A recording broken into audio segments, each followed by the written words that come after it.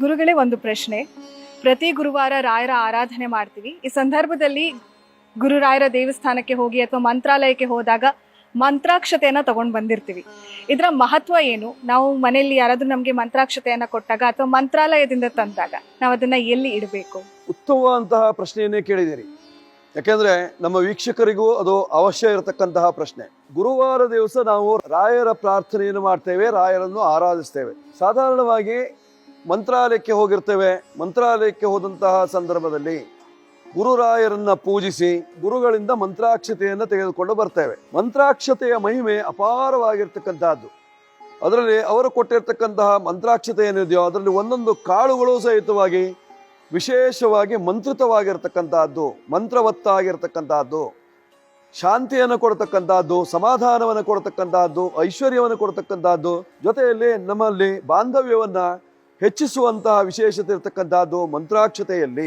ಅಷ್ಟು ವಿಶೇಷವನ್ನು ಹೊಂದಿರತಕ್ಕಂತಹ ಮಂತ್ರಾಕ್ಷತೆಯನ್ನು ಗುರುಗಳು ಮನಸಾಪೂರ್ತಿಯಾಗಿ ಆ ಮಂತ್ರಾಕ್ಷತೆಯನ್ನು ನಮಗೆ ಕೊಡುವಂತಹ ಸಂದರ್ಭದಲ್ಲಿ ಒಳ್ಳೆಯ ರೀತಿಯಲ್ಲಿ ನಗೆಯಾಡ್ತಾ ಒಳ್ಳೆಯ ರೀತಿಯಲ್ಲಿ ಆಶೀರ್ವಾದವನ್ನು ಮಾಡಿ ಮಂತ್ರಾಕ್ಷತೆಯನ್ನು ಕೊಡ್ತಾರೆ. ಒಳ್ಳೆಯದಾಗಲಪ್ಪ, ಶುಭವಾಗಲಿ, ಸಮಾಧಾನವಾಗಿರಿ, ನಿಮ್ಮ ಸಂಸಾರ ಒಳ್ಳೆಯದಾಗಲಿ, ಈ ರೀತಿಯಲ್ಲಿ ಒಳ್ಳೊಳ್ಳೆಯ ಮಾತುಗಳನ್ನು ಆಡುವುದರ ಮೂಲಕವಾಗಿ ಮಂತ್ರಾಕ್ಷತೆಯನ್ನು ಕೊಡ್ತಾರೆ. ಆ ಕೊಡುವಿಕೆ ಏನು, ಮಂತ್ರಾಕ್ಷತೆಯನ್ನು ಕೊಡುವಿಕೆ ಇದೆಯೋ ಅದೇ ನಮಗೆ ಒಂದು ರೀತಿಯಲ್ಲಿ ಐಶ್ವರ್ಯ ಇದ್ದ ಹಾಗೆ. ಆ ಮಂತ್ರಾಕ್ಷತೆಯನ್ನು ನಾವು ಬಟ್ಟೆಯಲ್ಲಿ ತೆಗೆದುಕೊಳ್ಳಬೇಕು, ಕೈಯಲ್ಲಿ ತೆಗೆದುಕೊಳ್ಳುವ ಹಾಗಿಲ್ಲ. ನಾವು ವಸ್ತ್ರವನ್ನ ಅಥವಾ ಉತ್ತರೀಯವನ್ನ ಹಿಡಿದು ಆ ಮಂತ್ರಾಕ್ಷತೆಯನ್ನು ನಾವು ತೆಗೆದುಕೊಂಡು ಮಂತ್ರಾಕ್ಷತೆಯನ್ನ ತಲೆಯಲ್ಲಿ ಇಟ್ಟುಕೊಳ್ಳಬೇಕು. ಯಾಕೆಂದ್ರೆ ಸರ್ವಸ್ಯ ಗಾತ್ರಸ್ಯ ಶಿರಪ್ರಧಾನಂ, ಇಡೀ ಶರೀರಕ್ಕೆ ತಲೆಯೇ ಪ್ರಧಾನವಾಗಿರ್ತಕ್ಕಂಥದ್ದು. ಆ ತಲೆಯಲ್ಲೂ ಮೂರ್ಧಾಸ್ಥಾನ, ಈ ಮಧ್ಯಭಾಗ, ಈ ಭಾಗ ಏನಿದೆಯೋ ಇದು ಅತ್ಯಂತ ಶ್ರೇಷ್ಠವಾದಂತಹ ಸ್ಥಳವಾಗಿರ್ತಕ್ಕಂಥದ್ದು. ಆ ಭಾಗದಲ್ಲಿ ನಾವು ಮಂತ್ರಾಕ್ಷತೆಯನ್ನು ಮುಡಿದಿವಿ ಅಂತಾದರೆ, ಅದನ್ನು ಧರಿಸಿಕೊಂಡ್ವಿ ಅಂತಾದರೆ ಅದಕ್ಕೆ ಸಹಸ್ರಾರ ಚಕ್ರ ಇರುವಂತಹ ಸ್ಥಳ. ಆ ಭಾಗಕ್ಕೆ ಒಂದು ರೀತಿಯಾದಂತಹ ವಿಶೇಷವಾದಂತಹ ಶಕ್ತಿ ಬರ್ತದೆ. ಆ ಮಂತ್ರಾಕ್ಷತೆಯಲ್ಲಿರ್ತಕ್ಕಂತಹ ಮಹಿಮಾನ್ವಿತವಾದಂತಹ ಮಂತ್ರದ ಬಲ ನಮ್ಮ ಸಹಸ್ರಾರ ಮೂರ್ಧಾಸ್ಥಾನವಂತಹ ಸಹಸ್ರಾರವನ್ನು ಸೇರ್ತದೆ.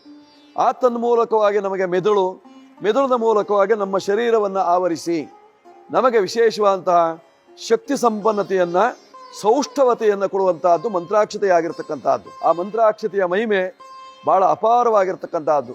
ಯಾಕೆಂದ್ರೆ ನೂರಾರು ವರ್ಷಗಳು ತಪಸ್ಸನ್ನು ಆಚರಿಸಿರ್ತಕ್ಕಂತಹ ವಿಶೇಷವಾದಂತಹ ಶಕ್ತಿ ಇರತಕ್ಕಂತಹ ಸ್ಥಳ ಅದು. ಅದಕ್ಕೆ ಮಂತ್ರಾಲಯ ಹೇಳುವಂತಹ ಹೆಸರು ಇರ್ತಕ್ಕಂಥದ್ದು. ಮಂತ್ರಗಳೇ ಆಲಯವಾಗಿರ್ತಕ್ಕಂಥದ್ದು.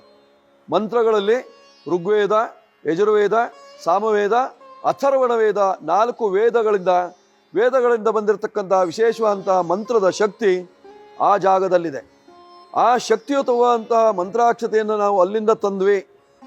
ಒಮ್ಮೆ ಆಗಿಲ್ಲ, ಇಲ್ಲೇ ಸಮೀಪದಲ್ಲಿರತಕ್ಕಂತಹ ಗುರುಮಠಕ್ಕೆ ಹೋಗಿ ಮಂತ್ರಾಕ್ಷತೆಯನ್ನು ತೆಗೆದುಕೊಂಡು ಬಂದ್ವಿ. ಆಗಲೂ ಸಹಿತವಾಗಿ ಮಂತ್ರಾಕ್ಷತೆಯ ಮಹಿಮೆ ಇದ್ದೇ ಇರ್ತದೆ. ಅದರಿಂದ ಸಾಕಷ್ಟು ಪ್ರಯೋಜನಗಳು ಉಂಟಾಗುವಂತಹ ಸಾಧ್ಯತೆಗಳು ಇದ್ದಾವೆ. ಭೂತ ಪ್ರೇತ ಪಿಶಾಚಾದಿಗಳು ಸಹಿತವಾಗಿ ಮಂತ್ರಾಕ್ಷತೆಗೆ ಹೆದರಿ ಓಡ್ತದೆ ಹೇಳುವಂತಹದ್ದಕ್ಕೆ ಸಾಕಷ್ಟು ಉದಾಹರಣೆಗಳು ರಾಯರ ಚರಿತ್ರೆಯಲ್ಲಿ ಬರ್ತದೆ. ಅವರ ನಿಜ ಜೀವನದಲ್ಲಿ ನಡೆದಿರ್ತಕ್ಕಂತಹ ಘಟನೆಯಲ್ಲಿ ಸಾಕ್ಷಾತ್ ಎದುರು ಭಾಗದಲ್ಲಿ ಇರತಕ್ಕಂತಹ ಭೂತಕ್ಕೆ ಮಂತ್ರಾಕ್ಷತೆಯನ್ನು ಹಾಕಿದಾಗ ಆ ಭೂತವೇ ಸುಟ್ಟು ಹೋಗಿರತಕ್ಕಂತಹ ವಿಶೇಷತೆಯನ್ನು ನಾವು ಕಾಣಲಿಕ್ಕೆ ಸಾಧ್ಯತೆ ಇರತಕ್ಕಂತಹದ್ದು. ಆ ಮಂತ್ರದ ಮಹಿಮೆ ಅಪಾರವಾಗಿರ್ತಕ್ಕಂತಹದ್ದು. ಅದನ್ನು ನಾವು ಮನೆಯಲ್ಲಿ ತಂದಾಗ ಎಲ್ಲಿಡಬೇಕು, ಇದು ಬಹಳ ಮುಖ್ಯವಾಗಿರ್ತಕ್ಕಂತಹದ್ದು. ನಾವು ಎಲ್ಲೆಂದರಲ್ಲಿ ಚೆಲ್ಲುವ ಹಾಗಿಲ್ಲ, ಎಲ್ಲೆಂದರಲ್ಲಿ ಇಡುವ ಹಾಗಿಲ್ಲ. ಅದನ್ನು ನಾವು ಇಡಬೇಕಾಗಿರ್ತಕ್ಕಂಥದ್ದು ದೇವತಾ ಮಂದಿರದಲ್ಲಿ ಅಥವಾ ನಮ್ಮ ಐಶ್ವರ್ಯವನ್ನು ತುಂಬಿಡುವಂತಹ, ಸಂಪತ್ತನ್ನು ತುಂಬಿಡುವಂತಹ ಬೀರುವಿನಲ್ಲಿ ನಾವು ಇಟ್ಟುಕೊಂಡಾಗ ಐಶ್ವರ್ಯ ಪ್ರಾಪ್ತಿ, ಮಂತ್ರಾಕ್ಷತೆಯ ಮಹಿಮೆಯ ಬಲದಿಂದ ಐಶ್ವರ್ಯ ಪ್ರಾಪ್ತಿಯಾಗುವಂತಹ ಸಾಧ್ಯತೆ ಇರತಕ್ಕಂಥದ್ದು.